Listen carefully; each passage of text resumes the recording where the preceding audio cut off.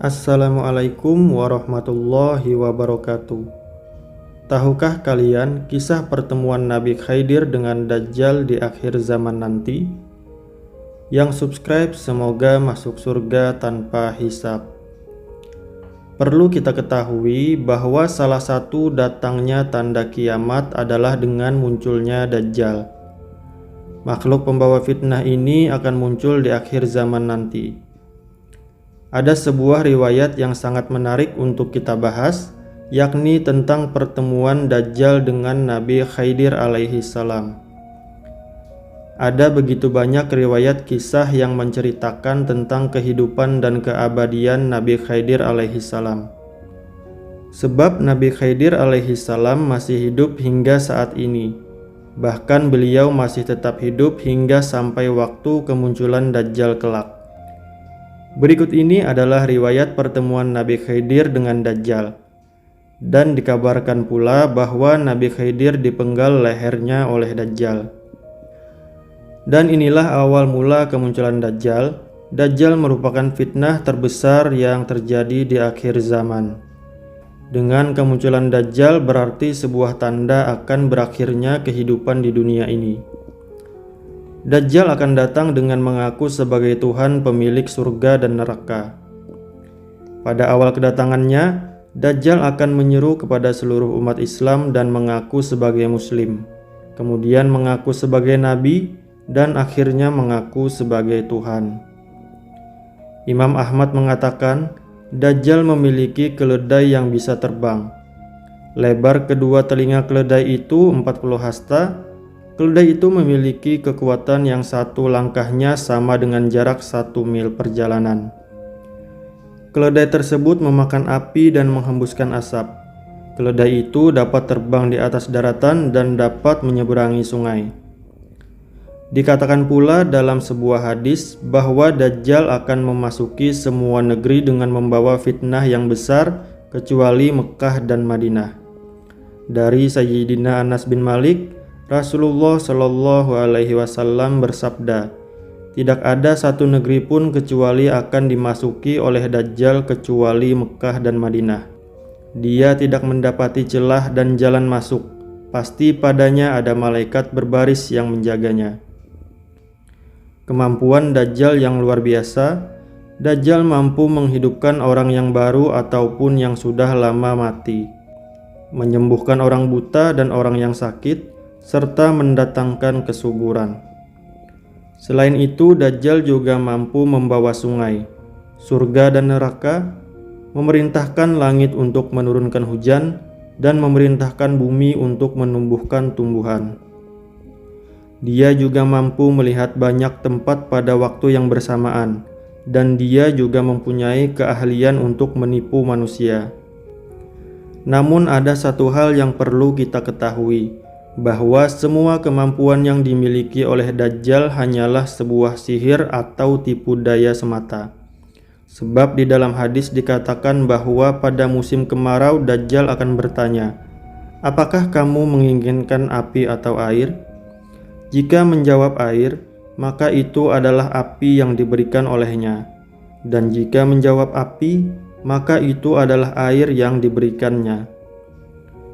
Dajjal juga bekerja sama dengan setan dan golongan jin korin yang wajahnya sama persis dengan orang-orang yang sudah lama meninggal dunia seperti orang tua, saudara ataupun kerabat kita. Kemudian jin-jin itu akan menampakkan diri kepada orang-orang yang masih hidup. Lalu para setan tersebut akan mengatakan bahwa Dajjal adalah Tuhan. Namun di saat fitnah Dajjal mencapai puncaknya, maka muncullah Nabi Khidir alaihi salam dengan membongkar segala fitnah dan tipu dayanya tersebut. Pada pertemuan Nabi Khidir dengan Dajjal tersebut, beliau mengungkapkan seluruh fitnah dan kebohongan Dajjal. Beliau akan bersaksi dan meyakinkan umat manusia bahwa inilah Dajjal yang sesungguhnya dan dijelaskan segala kebohongannya. Setelah Nabi Khidir alaihi salam bersaksi di hadapan manusia, maka Dajjal memenggal kepalanya dan memamerkan kekuatannya. Itu sekaligus demi merapuhkan keyakinan umat Islam atas kesaksian Nabi Khidir alaihi salam tersebut. Setelah Nabi Khidir alaihissalam terpenggal, lalu dengan keahlian sihir yang dikuasainya, Dajjal pun membangkitkan dan menghidupkan kembali Nabi Khidir. Lalu Dajjal dengan bangga berkata kepada semua orang yang menyaksikan kejadian itu, "Bukankah kalian sudah melihat kekuasaanku sebagai Tuhan kalian?" Maka semakin yakinlah para pengikut Dajjal bahwa dia adalah Tuhan. Namun Nabi Khidir kembali menentangnya dan bersaksi bahwa Dajjal bukanlah Tuhan. Kemudian Nabi Khidir berkata, "Wahai sekalian manusia, dia tidak akan melakukan hal seperti ini kepada seorang pun setelah aku." Kemudian Dajjal pun kembali mencoba memenggal Nabi Khidir lagi untuk kedua kalinya.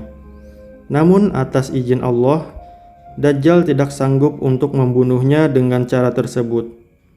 Pedang dan gergaji pun tidak bisa melukai tubuh Nabi Khidir alaihissalam. Lalu Dajjal melemparkannya ke neraka terakhir. Dalam sebuah hadis dijelaskan bahwa orang-orang menyaksikan kejadian tersebut mengira bahwa Nabi Khidir dilemparkan ke neraka. Maka dari itu Rasulullah Shallallahu Alaihi Wasallam segera menegaskan, padahal ia dilempar ke surganya Allah Subhanahu wa Ta'ala. Derajatnya pun mulia dan dialah syuhada yang paling agung di sisi Allah. Setelah kejadian itu, barulah sebagian umat semakin yakin dan segera berbaiat kepada Imam Mahdi. Pria ini adalah seorang yang derajatnya paling dekat denganku, sekaligus syuhada yang paling agung di mata Allah Subhanahu wa Ta'ala. Ajal Nabi Khidir alaihissalam ditunda sampai ia mengingkari Dajjal. Kutipan riwayat hadis di atas ialah dari Abu Zaid Al-Qurdi radhiyallahu anhu. Di dalam hadis itu beliau mengatakan bahwa pria yang dibunuh dan dihidupkan itu adalah Nabi Khidir alaihissalam. Berkata pula Al-Muhaddis Al-Hafiz Imam Manawi rahimahullah, jumhur ulama mengatakan bahwa ia masih hidup sebagaimana dijelaskan dalam hadis keutamaannya. Dan mengenai kehidupan Nabi Khidir ini adalah kabar yang sahih. Selain itu juga dijelaskan bahwa datanglah seorang laki-laki asing melawat ke Rasulullah Shallallahu Alaihi Wasallam. Ketika itu Rasulullah sudah wafat. Maka berkata Sayyidina Abu Bakar As-Siddiq dan Sayyidina Ali bin Abi Thalib bahwa lelaki itu adalah saudara Rasulullah Shallallahu Alaihi Wasallam, yaitu Khidir alaihissalam. Nabi Khidir tidak diriwayatkan menikah dan mempunyai keturunan. Namun dijelaskan oleh Imam Manawi dalam syarahnya bahwa Nabi Khidir tinggal dan beribadah di laut.